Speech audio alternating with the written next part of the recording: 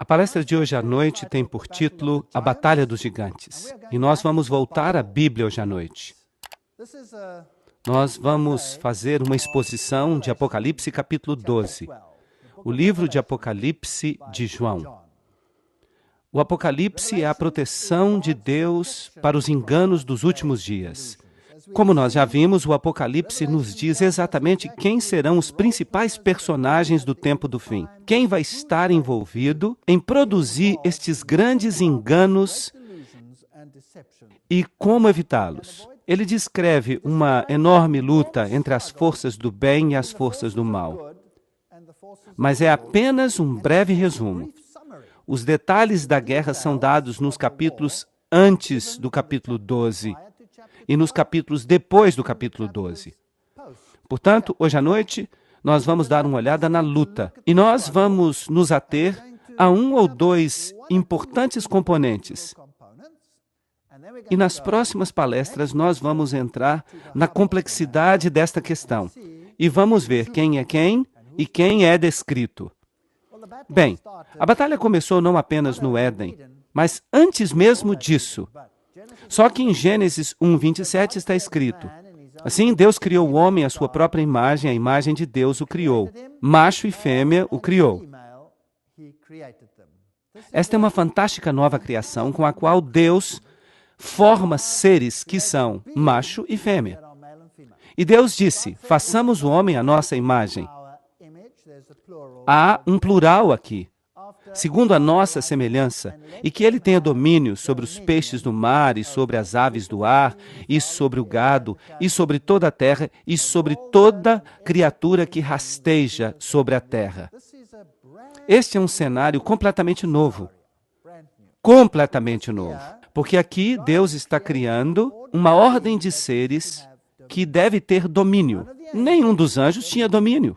Nenhum dos anjos foi criado macho e fêmea. Trata-se de uma nova ordem. A Bíblia nos diz claramente que os anjos não são como nós.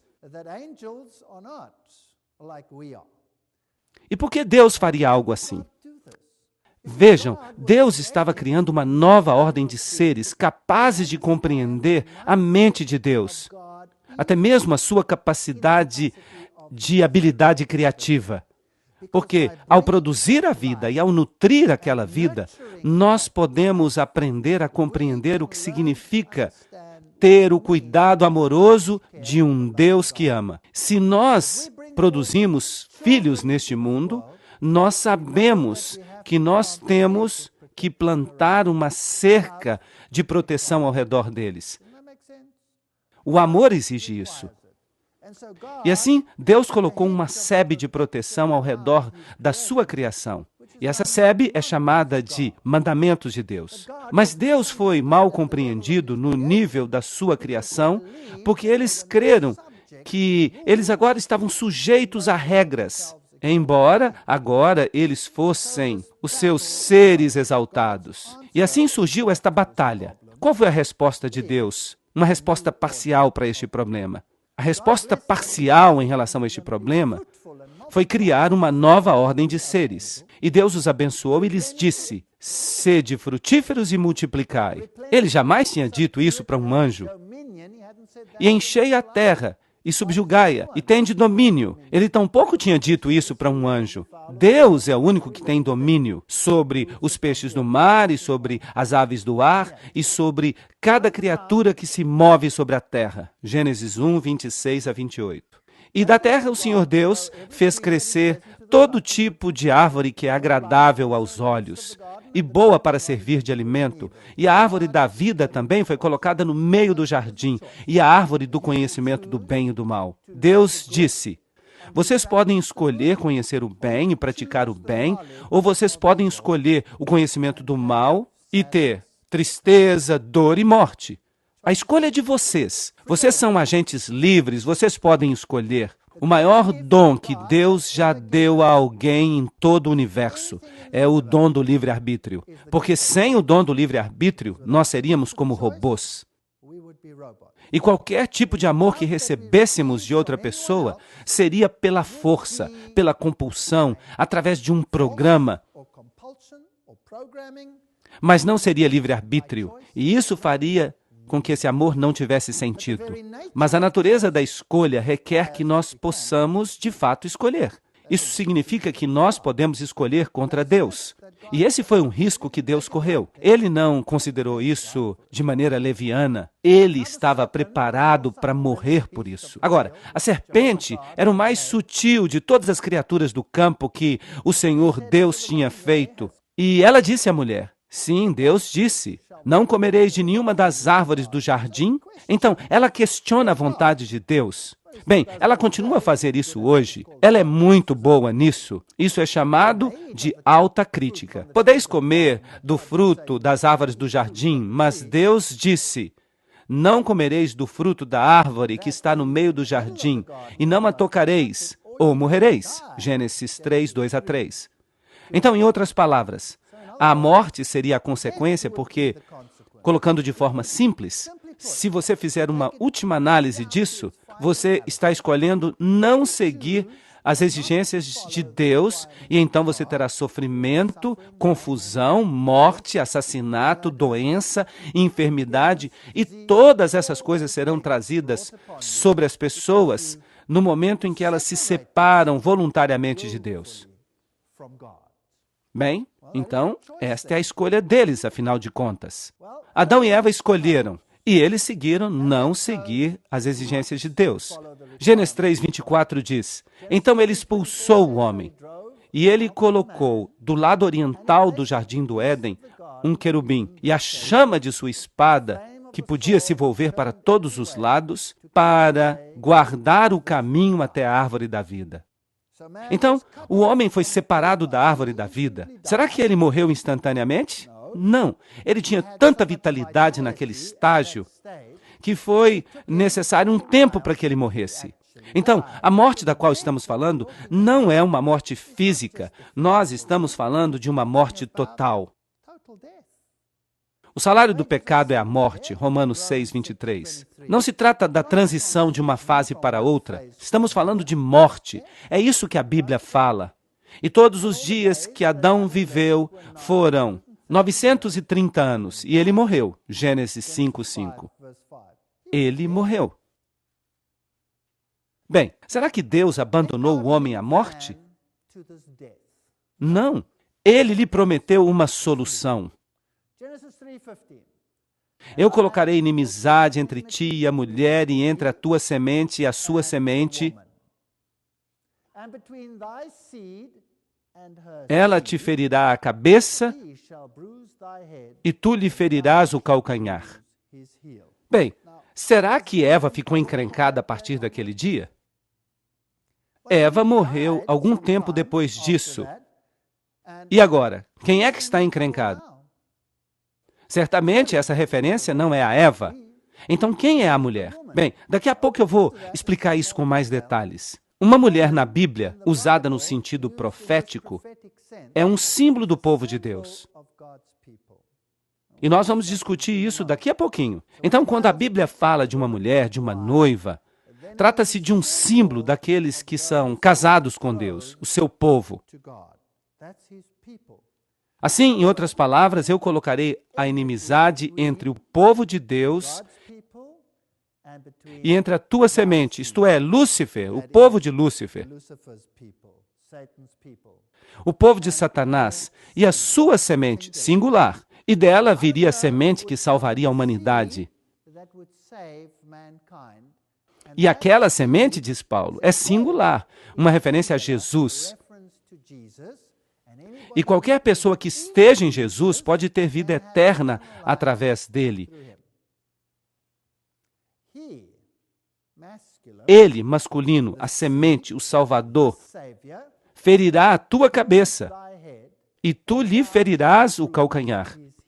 Então haveria uma guerra entre eles. Agora, a Igreja Católica Romana não gostou da maneira como estava escrito. E em vez de usar o símbolo da mulher como a igreja, mudou para que signifique Maria, que nem estava viva naquela época e que não estaria viva ainda por muito tempo. Então, eles estão dizendo que a serpente teria um reinado livre por bastante tempo, milhares de anos, o que não faz nenhum sentido para mim. Bem, a Bíblia online do iRhymes diz: eu colocarei inimizades entre ti e a mulher, e a tua semente e a sua semente. Ela te ferirá a cabeça, e tu te deitarás à espera do seu calcanhar. Isso é virar o evangelho inteiro de cabeça para baixo. E isso faz com que outra pessoa seja o Salvador. Então, parece que desde o início houve esse conflito. Assim, em Apocalipse 12, nós pegamos a linha da história e apareceu um grande sinal no céu, uma mulher vestida com o sol. Estão vendo? Um grande sinal, uma mulher vestida com o sol, e a lua estava sob os seus pés. Você tem dois símbolos aqui, a lua e o sol. E sobre a cabeça uma coroa com 12 estrelas. O número 12 é significativo. E ela estava grávida, em trabalho de parto, e estava pronta para dar à luz. Agora, o catolicismo faz disso uma frase literal e diz que Maria estava grávida. Mas se você toma esta passagem profeticamente, isso significa que do povo de Deus viria o Messias. É isso que significa. E apareceu outro sinal no céu. E eis que um grande dragão vermelho, com 7 cabeças e 10 chifres, e 7 coroas sobre suas cabeças. Nós já falamos sobre todas estas questões antes. O dragão, nós vamos descobrir, é Satanás, Lúcifer, o anjo caído. As 7 cabeças fazem referência ao que nós vimos no livro de Daniel. A forma como todos os reinos do mundo têm 7 cabeças, se você as liga. Assim, no curso da história, como seria esta batalha? Ora, 10 chifres e 7 coroas sobre suas cabeças. Portanto, Lúcifer é o verdadeiro governante por trás dos bastidores. Os 10 chifres fazem referência aos reinos.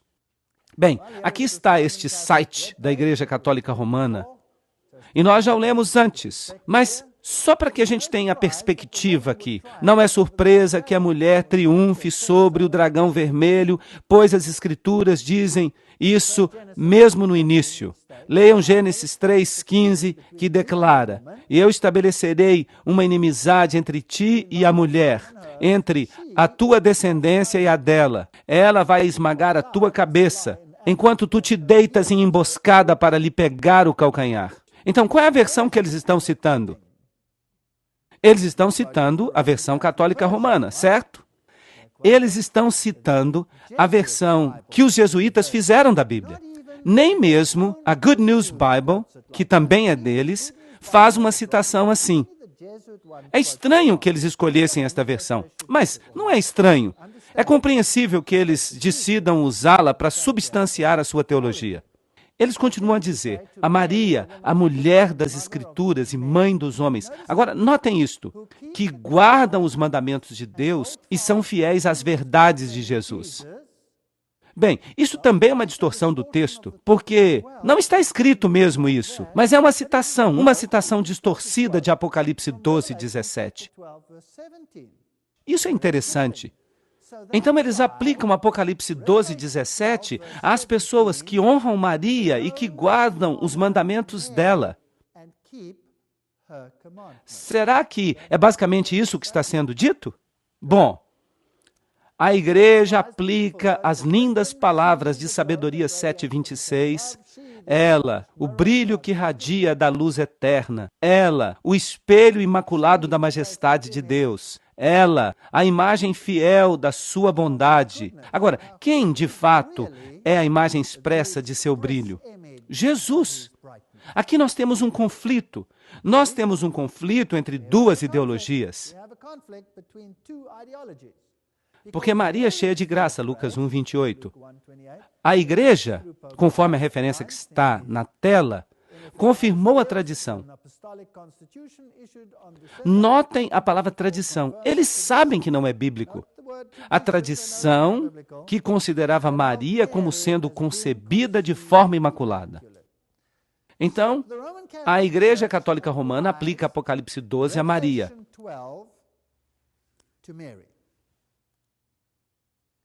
Claro, a referência é também que nós guardamos os mandamentos dela, porque essa é a batalha. O Papa pode modificar a lei divina. Prompta Biblioteca, artigo 2.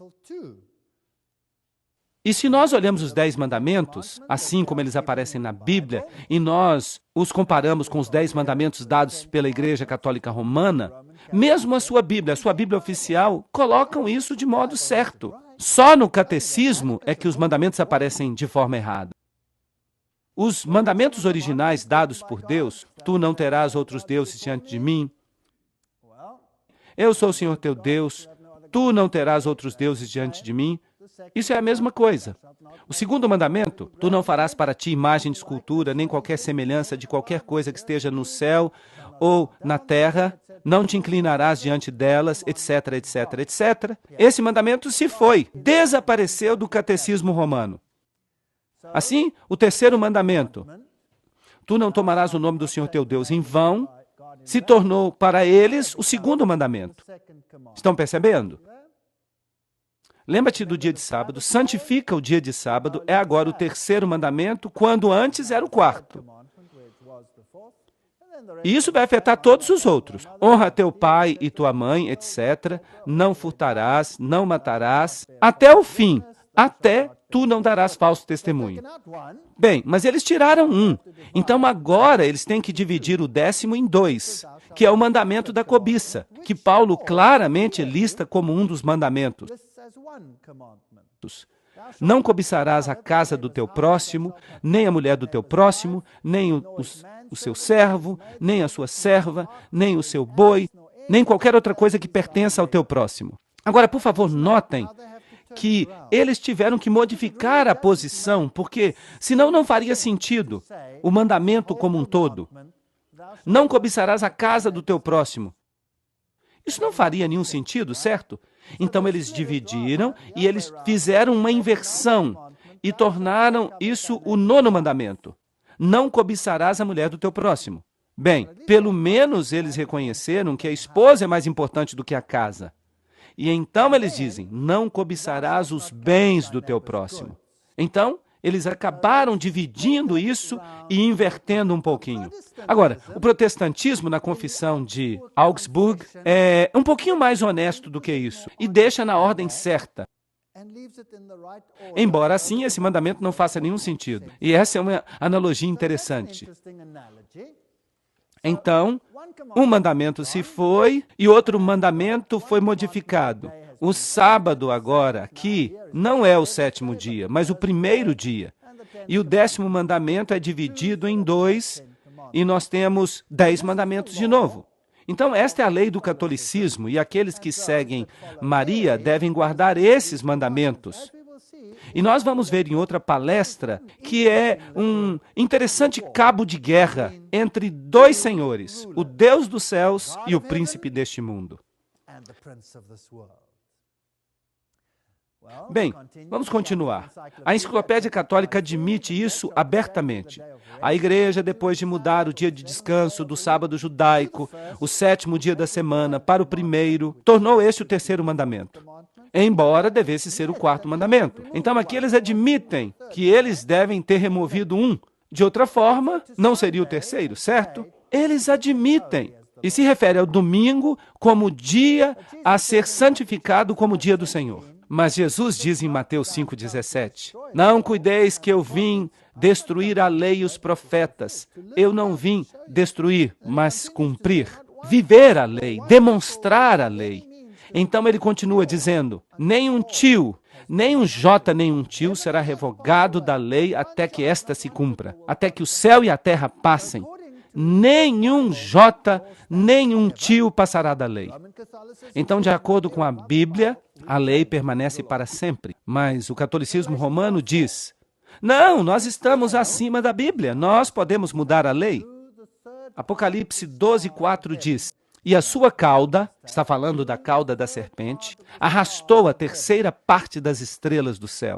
E se você observa o paralelismo hebraico na Bíblia, você vai descobrir que as estrelas, em seu sentido profético, representam anjos. Então nós podemos dizer que Satanás arrastou 1/3 dos anjos com ele e os lançou à terra. E o dragão se levantou diante da mulher que estava pronta para dar à luz, a fim de devorar o seu filho assim que ele nascesse. Do povo de Deus viria o Messias, e Satanás estava observando os tempos de cumprimento que são dados no livro de Daniel, precisamente. E ele estava observando e esperando o parto desta criança, e então esta criança tinha que nascer, e ele queria destruí-la no mesmo instante. E ela deu à luz uma criança do sexo masculino que deveria governar todas as nações com um cetro de ferro, e o seu filho foi levado até Deus e o seu trono. Em um verso você tem o nascimento do Messias, e você tem a ressurreição, e você tem a ascensão ao céu. Tudo em um único verso. Mas você pode ver que se trata de um verso bem masculino, embora o catolicismo tente imitar isso. E eles colocam, então, a ascensão de Maria ao céu. E ela também morre, mas é despertada e tem uma ascensão ao céu. Então, tudo é uma contrafação. E a mulher fugiu para o deserto, onde ela encontrou um lugar preparado por Deus para que eles a pudessem alimentar ali durante 1260 dias. Se trata de Maria, nós temos um problema, certo? Se isto é Maria, nós temos um problema. Porque como Maria pode cumprir a profecia de fugir para o deserto por 1260 dias, profeticamente falando? Mas vamos continuar. E houve guerra no céu. Há aqui uma quebra na ordem. Deus está explicando o que aconteceu. Por que há esta batalha nesta terra? E ele diz, e houve guerra no céu. Miguel e seus anjos lutaram contra o dragão, e o dragão lutou, e também os seus anjos. Então, houve uma guerra no céu. Já. Apocalipse 12:8 diz, mas não prevaleceu. Então, o dragão não prevaleceu, nem achou mais lugar no céu. Assim, um terço dos anjos se rebelou contra o governo de Deus. Deve ter havido uma batalha pelas mentes dos anjos, e eu posso imaginar que Satanás operou com toda a sua astúcia e engano, e eu posso imaginar que Satanás operou com toda a astúcia e engano que você possa imaginar. Ele insinuou ódio, insinuou injustiça, e insinuou que ele estava profundamente ofendido como anjo principal no céu, de não receber mais honra e glória. É uma história muito, muito triste. E ele faz a mesma coisa hoje. Todas as pessoas têm uma fome de glória que só pode ser satisfeita se as outras pessoas se tornam obsequiosas e se prostram a você. E é aí que você fica satisfeito com a sua glória na terra. E é isso que provavelmente ele tentou fazer no céu. E Jesus, como era humilde como ele é, nunca usou essa metodologia. Ele nunca usou a força para chegar a alguém. Ele sempre deixou o próprio caráter falar por si mesmo. Então houve essa rebelião, mas ele não prevaleceu, nem achou mais lugar no céu. Agora, Miguel e seus anjos. Quem é Miguel? As testemunhas de Jeová dizem que ele é um arcanjo. Um arcanjo. Mas o que a palavra Miguel significa? Miguel. Procurem essa palavra num dicionário de nomes de criança. O que Miguel significa? Significa aquele que é o que Deus é. Aquele que é o que Deus é. Quando Deus desceu a esta terra como homem, ele deveria ser chamado de Emanuel. Deus conosco. Ele também foi chamado de Jesus. O Senhor é a salvação. Vejam que o nome tem significado. Nós também temos um nome hoje. Quando nós temos um nome hoje, é só isso. Mas nos tempos bíblicos, o nome tinha significado. Um significado muito especial. É por isso que os nomes mudam quando as circunstâncias mudam na Bíblia. Você consegue pensar em algum caso interessante no qual o nome foi mudado quando a circunstância mudou? Jacó, por exemplo, não se tornou Israel? Israel. Agora, Jacó significa suplantador, aquele que toma o lugar do outro. Ele tinha sido o segundo a sair, mas ele tomou o lugar do primeiro. Mas ele se arrependeu mais tarde disso. Ele certamente se arrependeu. Sim, quando ele encontrou a Cristo, quando ele lutou com Deus e pediu seu perdão, ele se arrependeu do seu pecado, então ele foi chamado de Israel.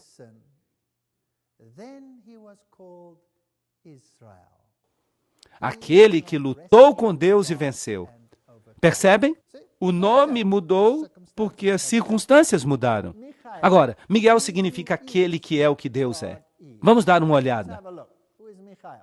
Miguel é chamado em Daniel 10, 21 de vosso governante. Então, ele é o governante do povo de Deus. E quem é o governante do povo de Deus?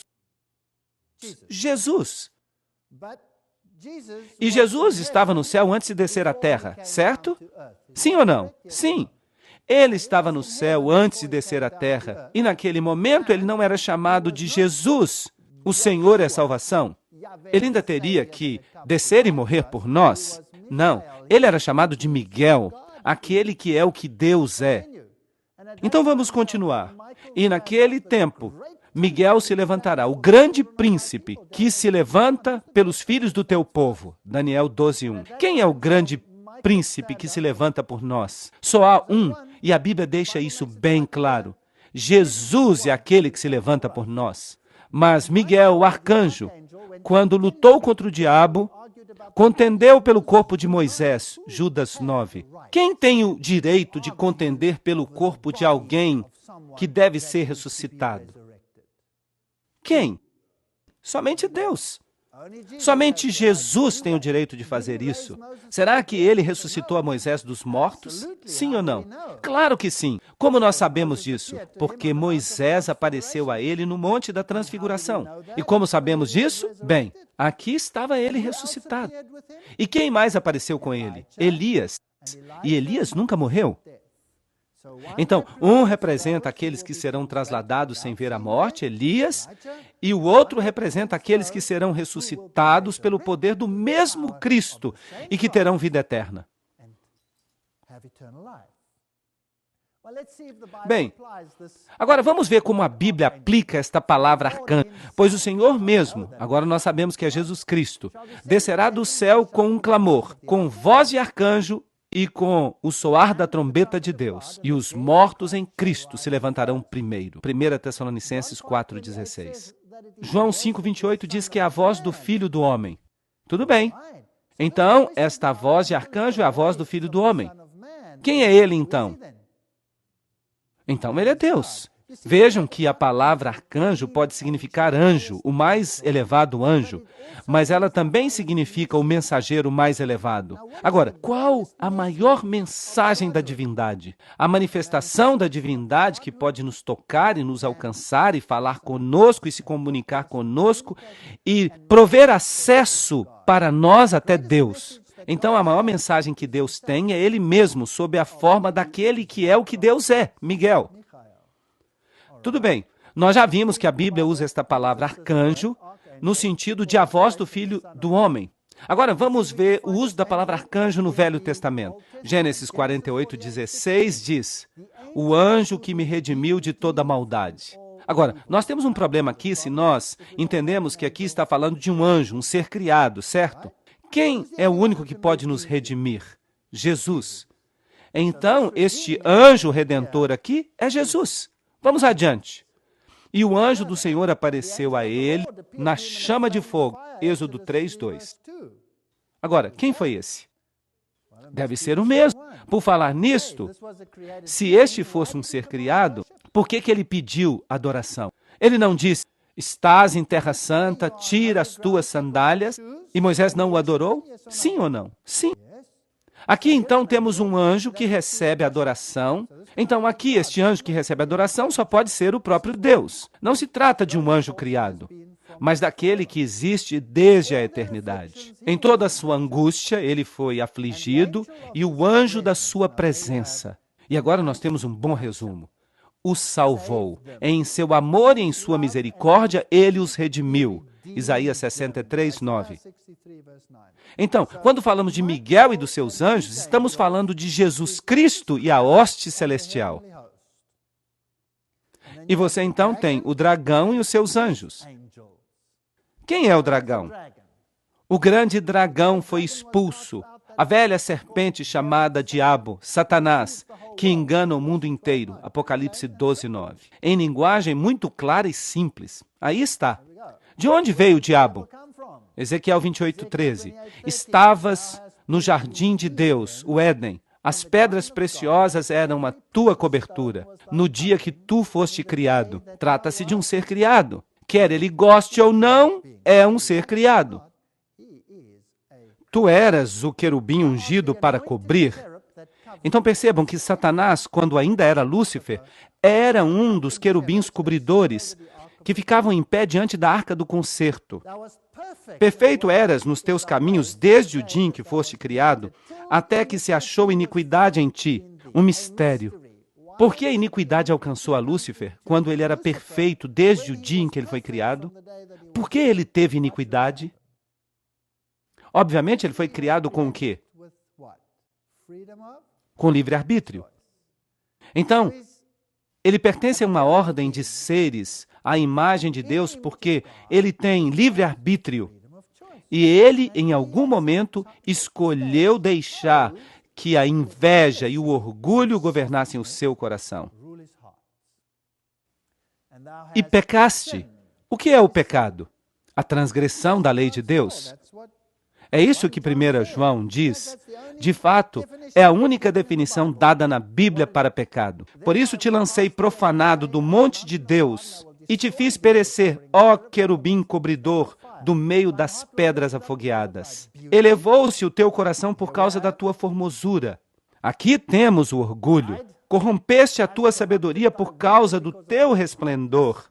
Pela multidão das tuas iniquidades, profanaste os teus santuários. E foi assim que ele começou a sua própria igreja, se vocês me permitem dizer isso. Eu, pois, fiz sair do meio de ti um fogo que te consumiu e te tornei em cinza sobre a terra, aos olhos de todos os que te veem. E nunca mais subsistirá. O que vai acontecer com Satanás no final?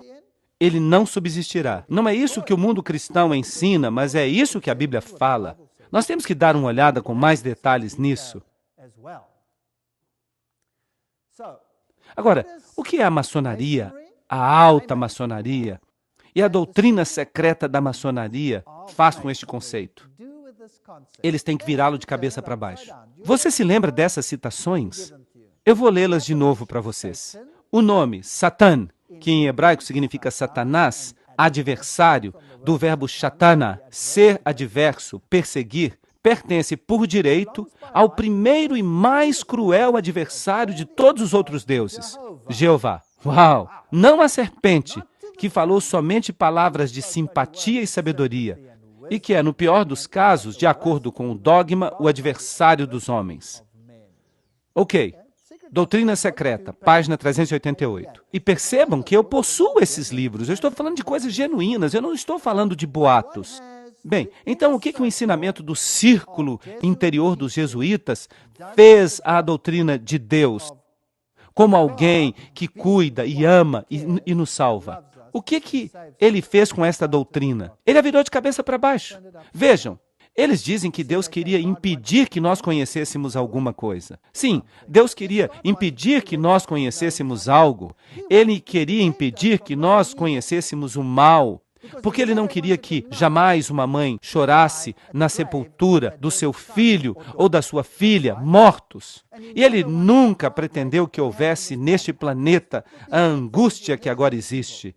Seria tão bom se nós nunca tivéssemos conhecido o mal. Mas, infelizmente, nós convivemos hoje com o mal. Então, eles viram tudo de cabeça para baixo. Agora, o mocinho é a serpente e o vilão é Deus. A doutrina secreta, página 390. Portanto, Jeová foi chamado pelos gnósticos de criador da serpente, Satanás ou do mal. E o mesmo que Ofiomorphos. Tudo bem. Então, tudo é virado de cabeça para baixo pela maçonaria. E no círculo interior da Igreja Católica Romana, lembram-se? Que foi formado e criado pela ordem dos jesuítas. E nós temos toda uma palestra sobre isso, o segredo por trás das sociedades secretas. Lembram-se disso?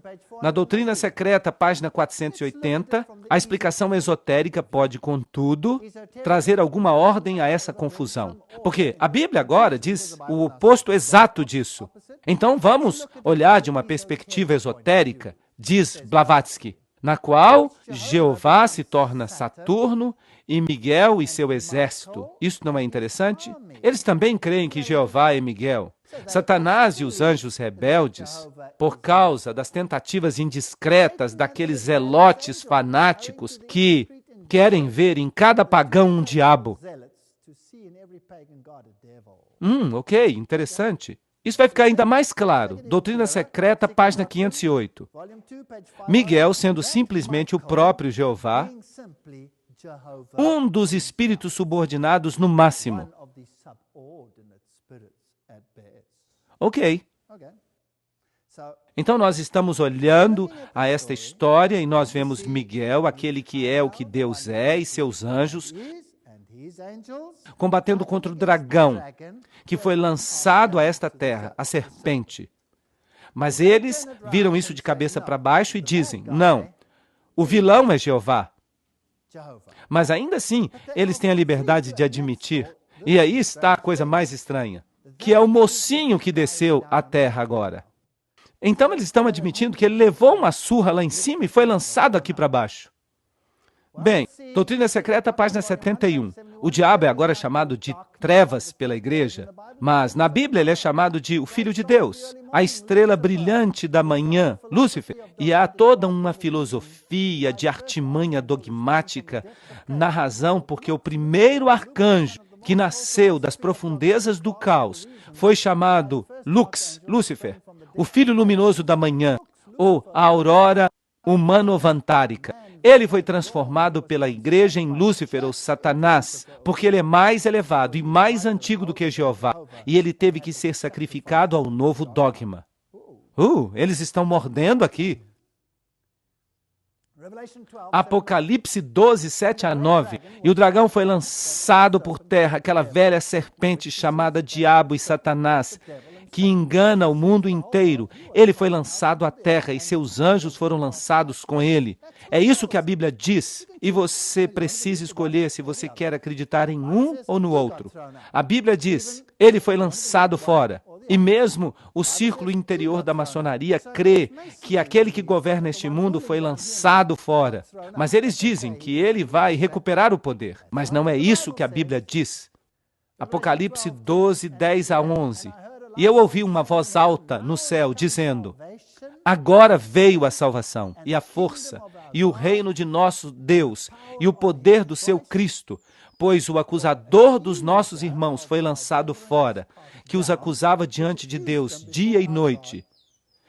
Então, a Bíblia diz que o diabo está aqui embaixo, que ele não é o mocinho. E eles o venceram pelo sangue do Cordeiro e pela palavra do seu testemunho, e eles não amaram suas próprias vidas até a morte. Então aqui Jesus veio a esta terra. Ele morreu por nós, ele demonstrou a nós que Deus é amor. Não há maior evidência do que esta. Deus é amor. Você pode crer na mentira deles, ou você pode crer nesta verdade. Apocalipse 12, 12 diz, portanto, alegrai-vos céus e vós que habitais nos céus. Trata-se da hoste angélica, porque eles também devem ter tido um longo tempo de sofrimento. Esta guerra tem estado acontecendo por algum tempo já. Ai dos habitantes da terra e do mar, isto é, os povos, as nações, pois o diabo desceu a vós, cheio de grande fúria, porque ele sabe que lhe resta pouco tempo. E é por isso que Deus vai limitar este tempo. Ele vai fazer com que esta experiência com o pecado seja diminuída. Então, quando nós olhamos os versos que abrem o capítulo 12 de Apocalipse, apareceu um grande sinal no céu, uma mulher vestida com sol.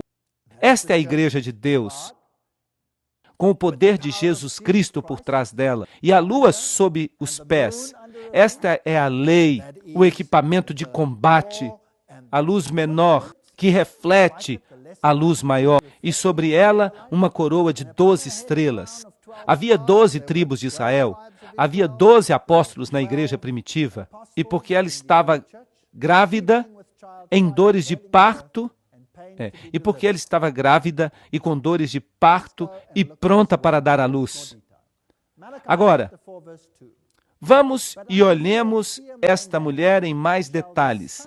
Malaquias 4:2 diz: Mas para vós que temeis o meu nome, há de se levantar o sol da justiça, com cura em suas asas. Assim, Jesus é chamado de sol. Agora, Lúcifer pega o símbolo do sol, que é aplicado a Jesus Cristo, e o aplica a si mesmo. Ele pega todos os créditos. Ele vira todo o evangelho de cabeça para baixo. A sua semente durará para sempre, e o seu trono será como o sol diante de mim.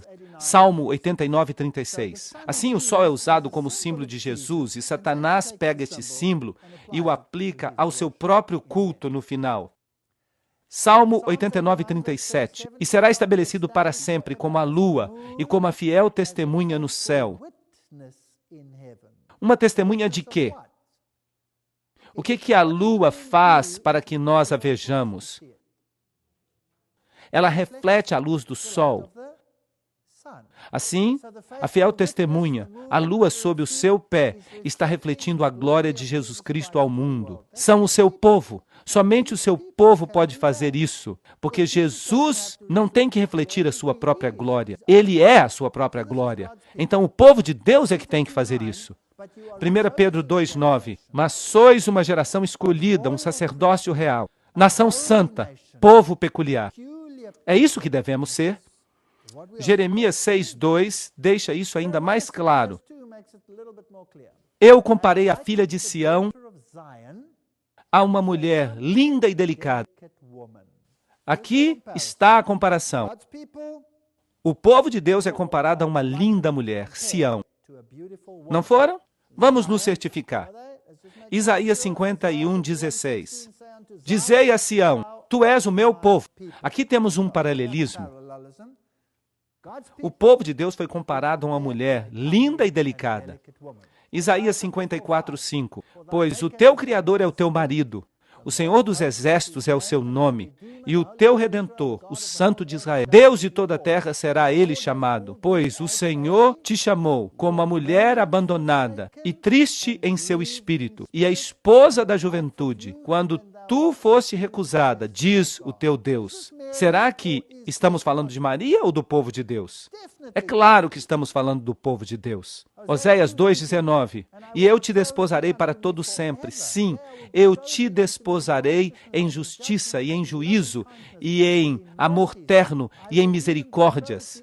Eu te desposarei em fidelidade, e tu conhecerás o Senhor. Então nós nos casamos com Jesus Cristo. O casamento é um símbolo do relacionamento entre Cristo e o seu povo. É triste que os casamentos nem sempre reflitam esse relacionamento, mas deveriam refletir. Deveriam. Maridos, amai vossas esposas como o Senhor ama a sua igreja.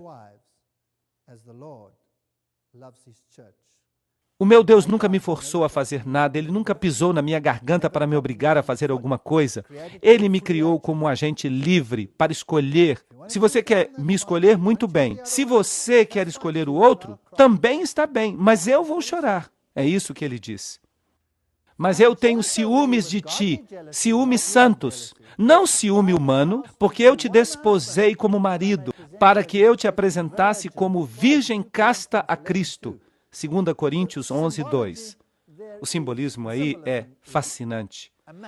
A mulher é a igreja, e porque estivesse grávida, clamou, em trabalho de parto, pronta para dar à luz. Apocalipse 12:2.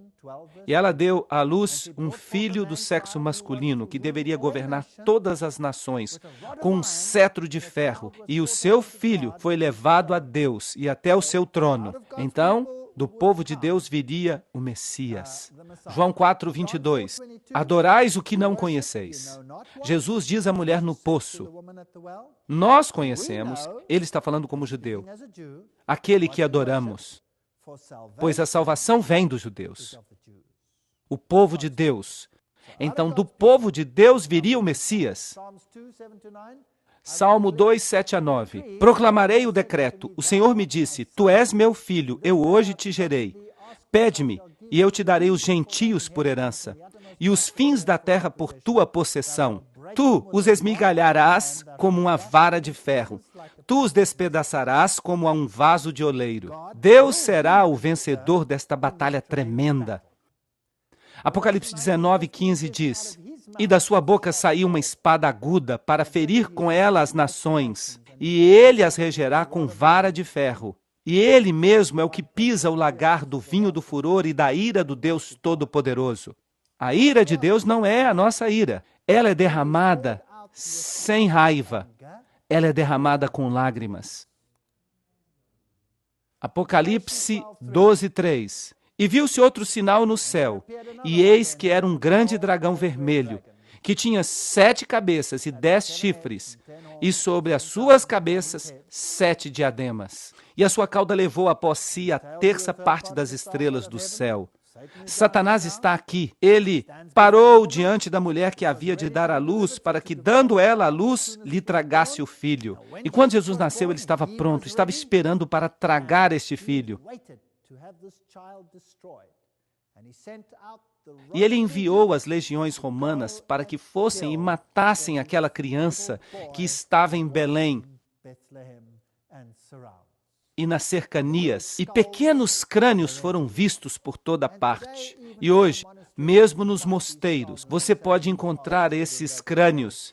E eles dizem que pertencem às crianças que Herodes matou. Eles não tiveram misericórdia. Eles fizeram um massacre sem misericórdia.